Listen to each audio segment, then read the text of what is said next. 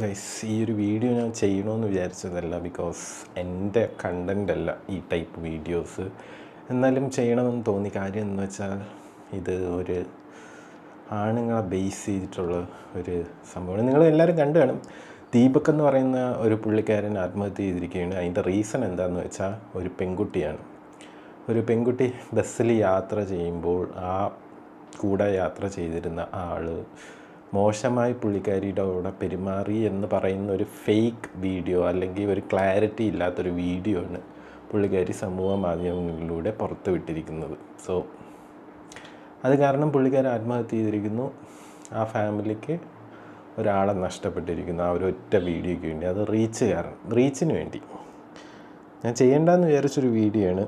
So video എന്താണെന്ന് വെച്ചാൽ, നിങ്ങൾ ഈ സൈഡിൽ കാണുന്ന വീഡിയോ ആണ്. നമുക്ക് ആ വീഡിയോ ഒന്ന് കണ്ടു നോക്കാം.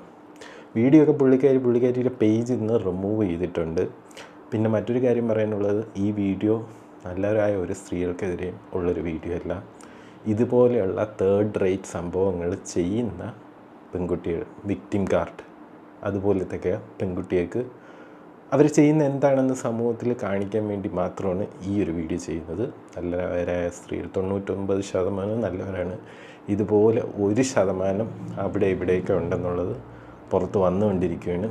അതുകൊണ്ടാണ് ഈ ഒരു വീഡിയോ ചെയ്യുന്നത്. നിങ്ങളും അറിഞ്ഞിരിക്കണം, നിങ്ങൾ സ്ത്രീകളും അറിഞ്ഞിരിക്കണം സമൂഹത്തിൽ എന്തൊക്കെയാണ് ആണുങ്ങൾക്കെതിരെ നടക്കുന്നത്. വിക്ടിം കാർഡൊക്കെ ഇറക്കുമ്പം ഒരുപാട് പാവാട താങ്ങികളുണ്ട് സപ്പോർട്ട് ചെയ്യാനൊക്കെ. സോ അതുപോലെ ഒരു സംഭവമാണിത്. നമുക്ക് എന്തായാലും വീഡിയോ ഒന്ന് കണ്ടു നോക്കാം. നിങ്ങൾ ഈ സൈഡിൽ കാണുന്നതിന് വീഡിയോ ബസ്സിൽ യാത്ര ചെയ്യാണ്. ഫ്രണ്ടിലിരിക്കുന്ന ആ പുള്ളിയാണ്. പുള്ളി അവിടെ ഒന്നും ചെയ്യുന്നില്ല, ഒന്നും കാണുന്നില്ല. പുള്ളിക്കാരി പറഞ്ഞത് പുള്ളിക്കാരെ എന്തൊക്കെയോ അവിടെ ഫ്രണ്ടിൽ നിന്ന് ബസ്സുകാർ യാത്രക്കാരിയുടെ എന്തൊക്കെയോ ചെയ്തെന്നൊക്കെയാണ് പറഞ്ഞത്. ഇനിയിപ്പോൾ സൈഡ് സെൽഫി ഷോട്ട് എടുക്കണേ. ചരിഞ്ഞ് നിന്നും എടുത്ത് തട്ടട്ടെന്ന്. പുള്ളിക്കാരൻ എന്താ ബസ്സിൽ നിന്ന് ഇറങ്ങുക. വീഡിയോ കിട്ടിയെന്ന്, റീച്ചായി, ഇന്നത്തേക്കുള്ള കിട്ടിയെന്ന്. ഒരു കാര്യം പറയുള്ളത്, നമുക്ക് എന്തെങ്കിലും മാന്യമായിട്ടുള്ളൊരു ജോലി ചെയ്ത് ജീവിച്ചൂടെ? ഇങ്ങനെ കണ്ടൻറ് ഉണ്ടാക്കി റീച്ച് ഉണ്ടാക്കുന്നതിനേക്കാളും. അവൾ പറഞ്ഞിരിക്കുന്നത്, പയ്യന്നൂർ റെയിൽവേ സ്റ്റേഷനിൽ നിന്നും പയ്യന്നൂർ ബസ് സ്റ്റാൻഡിലേക്കുള്ള ബസ്സിൽ സമൂഹത്തിന് വിട്ടു തന്നിരിക്കുന്നു. ബസ്സിൽ കയറിയപ്പോൾ മുതൽ മുന്നിൽ നിൽക്കുന്ന പെൺകുട്ടിയായുള്ള ഡിസ്റ്റർബൻസ് കണ്ടിട്ട് ഞാൻ വീഡിയോ ഓൺ ചെയ്ത് വെച്ച് അത് അയാൾ കണ്ടിട്ടുണ്ടായിരുന്നു. പക്ഷേ അങ്ങേരെ അവസരങ്ങൾ കാത്തുനിന്ന് കൊണ്ടേയിരുന്നു. ബസ് നിർത്തി ഇറങ്ങാൻ സമയം ആ കൈകൾ അറിയാതെ എനിക്ക് നേരെയും വന്നു. അവൾ തന്നെ എഴുതിയതാണ്, അറിയാതെ എനിക്ക് നേരെയും വന്നു. ഒരു ബസ്സിലൊക്കെ യാത്ര ചെയ്യുമ്പം ബസ്സിൽ നമ്മളെപ്പോഴും സ്റ്റിഫായിട്ടാണോ നിൽക്കുന്നത്? അല്ല, ബസ് ഷെയ്ക്ക് ചെയ്യും, ബസ് ബ്രേക്ക് ചെയ്യുമ്പോൾ നമ്മൾ മുന്നോട്ട് പോകും. പിന്നെ ബസ്സിൻ്റെ സസ്പെൻഷൻ മൂവ്മെൻ്റ് അനുസരിച്ച് നമ്മൾ അങ്ങോട്ടും ഇങ്ങോട്ടും ആടും. ഇതൊക്കെ ഒരു പബ്ലിക് ബസ്സിൽ ട്രാവൽ ചെയ്യുമ്പോൾ ഉണ്ടാകുന്ന സംഭവങ്ങളാണ്. മോശം ചെയ്യുന്ന ആണുങ്ങളും ഉണ്ട്, ഇല്ലെന്ന് പറയുന്നില്ല. പക്ഷേ ഈ ഒരു സാധനത്തിന് നമുക്ക് ഒരു വിധത്തിൽ സപ്പോർട്ട് ചെയ്യാൻ പറ്റാത്തൊരു സാധനം. അപ്പോൾ ഇറങ്ങാൻ സമയം കൈകൾ അറിയാതെ എനിക്ക് നേരെയും വന്നു. ഞാൻ ചോദിച്ചു തുടങ്ങിയപ്പോഴേക്കും ആൾ പെട്ടെന്ന് ഇറങ്ങി ഓടിക്കളഞ്ഞു. ഈ മാന്യ അദ്ദേഹത്തെ അറിയുന്നവർ ആരെങ്കിലും ഉണ്ടെങ്കിൽ ഒന്ന് അറിയിക്കണേ. ഈ ഒരു വീഡിയോ നിങ്ങൾ തന്നെ കണ്ടിട്ട് പറയണം ഇതിലെന്താണ് തെറ്റ്. ഈ ഒരു വീഡിയോ ആണ് പബ്ലിക്കിൽ ഇട്ടിരിക്കുന്നത്. അപ്പോൾ നമുക്കിതെല്ലാം കാണാൻ പറ്റുള്ളൂ. സാധാരണ രീതിയിൽ യാത്ര ചെയ്യുന്നു. പുള്ളി ഇതാ ബസ് ഇറങ്ങുന്നു. ഇവിടെ ചരിഞ്ഞങ്ങ് നിന്നു എടുത്ത് തട്ടാൻ വേണ്ടി. തട്ടിക്കോ എന്നാ? ഇങ്ങനെയൊക്കെയാണ് ഈ ബസ്സിൽ യാത്ര ചെയ്യണം. ബസ്സിലാവുമ്പോൾ കൈ തട്ടിയെന്നോ നീയൊക്കെ മനസ്സിലാക്കേണ്ട ഒരു കാര്യം, ഇതേപോലത്തെ പെൺപിള്ളേർ മനസ്സിലാക്കേണ്ട ഒരു കാര്യം, നമ്മൾ ആൺപിള്ളേർക്ക് കൈമുട്ട് തട്ടിയാലും കാൽമുട്ട് തട്ടിയാലും നിൻ്റെ അടുത്തൊക്കെ ഒന്നും തോന്നത്തില്ല. നിനക്കൊക്കെ അതാണ് ഏറ്റവും വലിയ പ്രശ്നം. നമുക്ക് ആണുങ്ങൾക്ക് അങ്ങനത്തെ ഒരു ഫീലിങ്സ് ഒന്നും വരത്തില്ല. നീയൊക്കെ വിചാരിക്കണമല്ലോ, കൈ തട്ടിയാലും കാല് തട്ടിയാലും ഒന്നും തോന്നാൻ പാടില്ല. ഒരു മരക്കഷ്ണത്തിൽ എന്തെങ്കിലും തട്ടി എങ്ങനെ ഇരിക്കും? അത്രയേ ഉള്ളൂ. പിന്നെ ഇതൊക്കെ ശ്രദ്ധിക്കാൻ ആര് പോകുന്നു?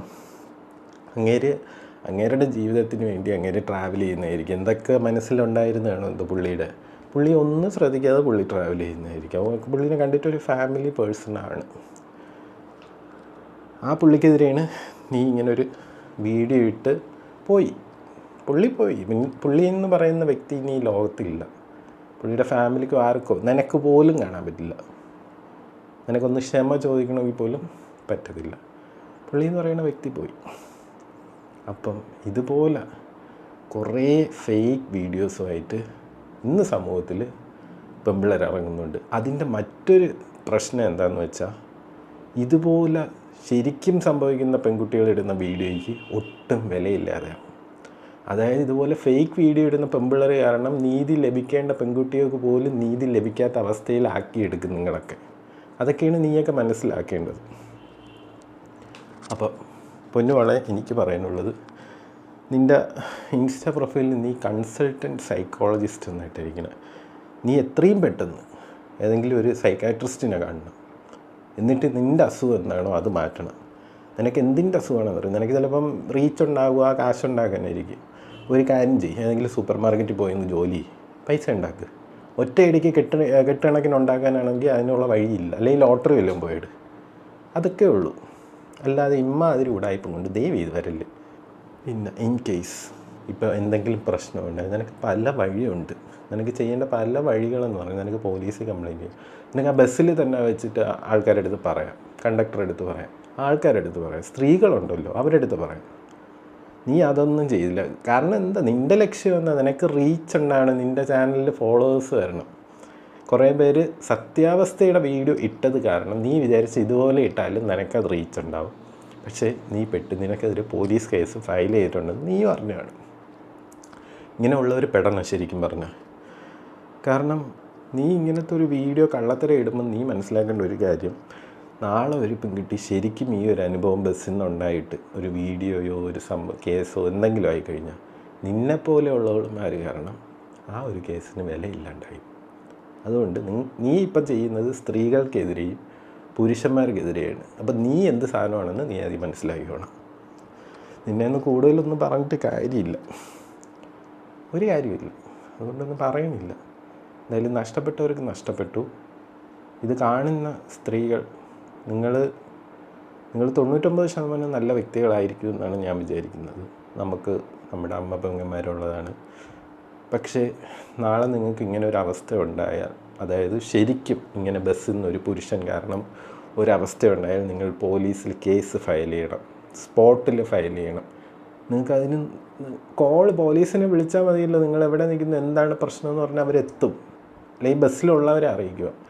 അല്ലാതെ ഇതുപോലത്തെ ഫേക്ക് അലിഗേഷൻസ് വീഡിയോ ഇടല്. അത് കാരണം നിങ്ങളുടെ ജീവിതവും ഇല്ലാണ്ടാവും, അതുപോലെ തന്നെ മറ്റൊരാളുടെ ജീവനും ഇല്ലാണ്ടായേക്കാം. ഇതുപോലെ ദീപക്കിനിപ്പോൾ സംഭവിച്ചതുപോലെ. അതുകൊണ്ട് ഇനി ഇമാതിരി പരിപാടി കൊണ്ട് യൂട്യൂബിലോ ഇൻസ്റ്റയിലോ ഫേസ്ബുക്കിലോ പൈസ ഉണ്ടാക്കുന്നു പറഞ്ഞ് ഇറങ്ങല്. പിന്നെ നീ പറയുന്നൊരു വീഡിയോ എങ്കിലും വന്നിട്ടുണ്ടല്ലോ, ഈ കൺസൾട്ടൻറ്റ് സൈക്കോളജിസ്റ്റ് ഒരു എക്സ്പ്ലനേഷൻ വീഡിയോ ഇട്ടിട്ടുണ്ട്. അത് നമുക്കൊന്ന് കണ്ടുനോക്കാം. പിന്നെ ഇതൊരു വ്യൂസിന് വേണ്ടിയിട്ടുള്ള വീഡിയോ അല്ല കേട്ടോ, ഒരു ഗുരുതരമായിട്ടുള്ള മാനസിക സാമൂഹിക പ്രശ്നത്തിന്റെ വിശദീകരണമാണ്. ഇന്നലെ ഞാനൊരു പബ്ലിക് ബസ്സിൽ നിന്നുള്ള ഒരു വീഡിയോ ഷെയർ ചെയ്ത്. എന്താണെന്ന് വെച്ച് കഴിഞ്ഞാൽ, ഒരാള് മനഃപൂർവ്വം എൻ്റെ ശരീരത്തിൽ സ്പർശിക്കുന്ന ഒരു വീഡിയോ. അതൊരു ആക്സിഡന്റ് അല്ല, ഒരു മിസ്അണ്ടർസ്റ്റാൻഡിങ്ങും അല്ല. ഇത് മേജർ സൈക്കോളജിക്കൽ ഇഷ്യൂവും സെക്ഷൽ ബൗണ്ടറി വയലേഷനുമാണ്. അതായത് കൺസെന്റ് ഇല്ലാതെ ഒരു മനുഷ്യന്റെ ശരീരത്തിൽ തൊടാന് ആർക്കാ അവകാശമുള്ളത്? ശരിക്കും ഇത് കാണിക്കുന്നത് എന്താണെന്നറിയോ? അയാൾക്ക് അയാളുടെ ഇമ്പൾസ് കൺട്രോൾ ചെയ്യാനുള്ള ശേഷിയില്ല, മറ്റുള്ള മനുഷ്യന്മാരോടുള്ള എമ്പതി ഇല്ല. ഇതിനൊക്കെ അപ്പുറത്ത് ആരും എന്നെ ഒന്നും ചെയ്യില്ല എന്നുള്ളൊരു മറ്റേടത്തെ വിചാരമില്ലേ, അതും കൊണ്ടാണ്. എന്താന്ന് വെച്ചാലേ, ഞാൻ ഈ ഫസ്റ്റ് എൻ്റെ മുന്നിൽ നിൽക്കുന്ന ഒരു പെൺകുട്ടിക്കുള്ള ഡിസ്റ്റർബൻസ് കണ്ടിട്ട് എൻ്റെ ഫോണിൽ വീഡിയോ ഓൺ ആക്കി ഇങ്ങനെ പിടിച്ചു. ഈ വീഡിയോ ഓൺ ആക്കിയത് അയാൾ കണ്ടിട്ടുണ്ട്. അയാളത് കണ്ടുകൊണ്ടിരിക്കെ തന്നെ അയാൾ കുറച്ചു നേരം അങ്ങനെ നിന്നു, വേറെ കുഴപ്പമൊന്നുമില്ല. കുറച്ച് കഴിഞ്ഞപ്പോൾ അയാളത് പിന്നെ റിപ്പീറ്റ് ചെയ്തുകൊണ്ടിരിക്കുക. അതിൽ നിന്ന് എന്താ മനസ്സിലാക്കുന്നത്? വീഡിയോ എടുത്താലും എനിക്ക് പ്രശ്നമില്ല, എങ്ങനെയായാലും പ്രശ്നമില്ല, ഞാൻ ചെയ്യാനുള്ളത് ചെയ്തുകൊണ്ടിരിക്കും എന്നുള്ളത്.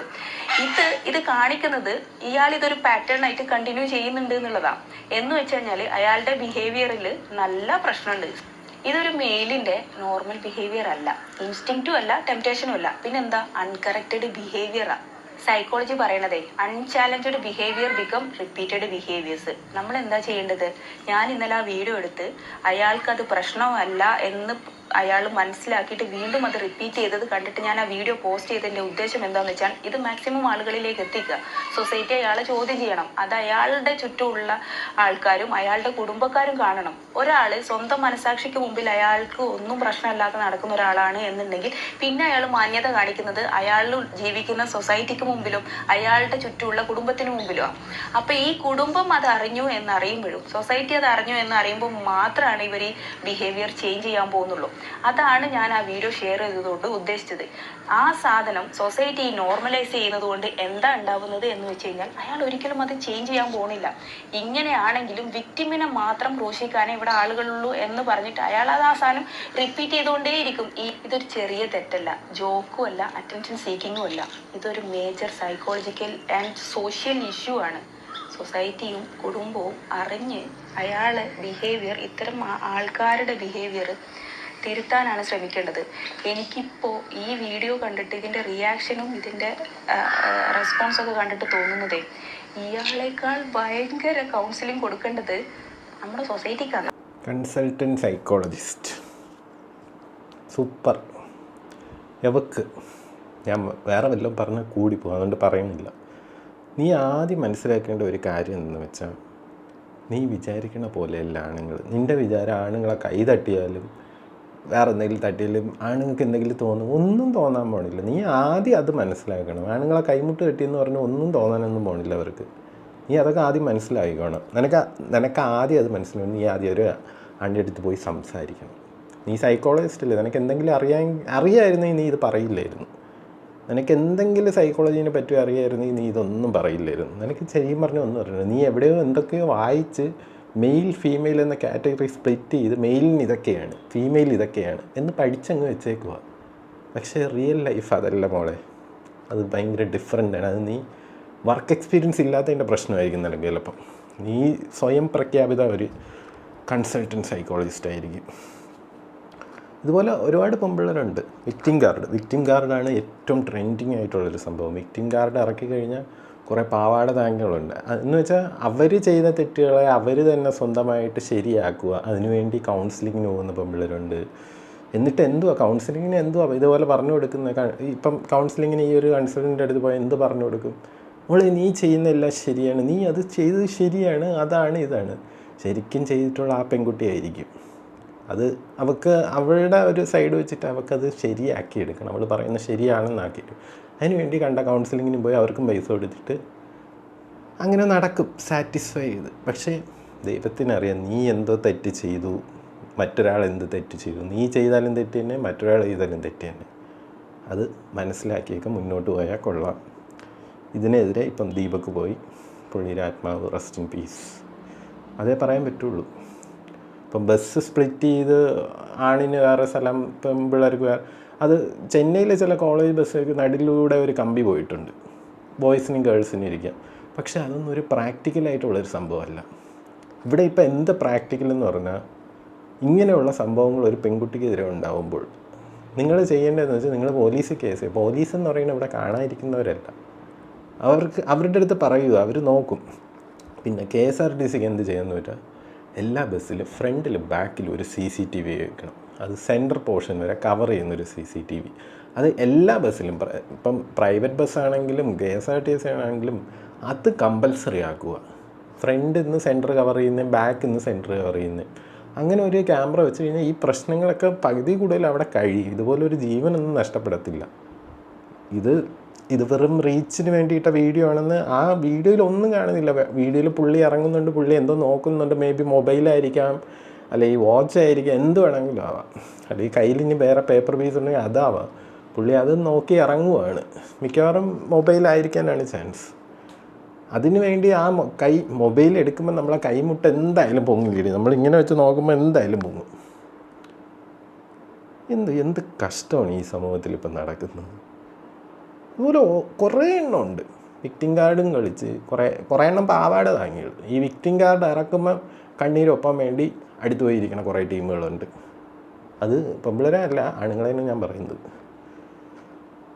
ഒരു വിക്ടിം കാർഡ് ഇറക്കി കഴിഞ്ഞാൽ കണ്ണീരൊപ്പം കുറേ എണ്ണം പറഞ്ഞിട്ട് കാര്യമില്ല. നമ്മുടെ സമൂഹം ആണുങ്ങൾക്ക് എഗെയിൻസ്റ്റ് ആയിട്ട് നിൽക്കുന്നതുകൊണ്ടാണ് ഇതുപോലത്തെ ഫേക്ക് അലിഗേഷൻസ് വരുന്നത്.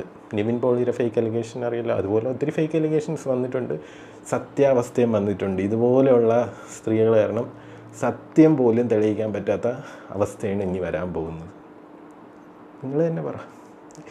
ഈ പെണ്ണിനെ വേറെ ഒന്നും പറഞ്ഞിട്ട് കാര്യമില്ല. ഒന്നെങ്കിൽ ജീവിക്കാൻ വേണ്ടിയായിരിക്കും, ഓക്കെ സമ്മതിക്കും, ജീവിക്കാൻ വേണ്ടി അരി മേടിക്കാൻ, എന്ത് ചെയ്യാൻ? ഇങ്ങനെയുള്ള ബാക്കിയുള്ളവരെ ദ്രോഹിച്ചിട്ടല്ല ചെയ്യേണ്ടത്.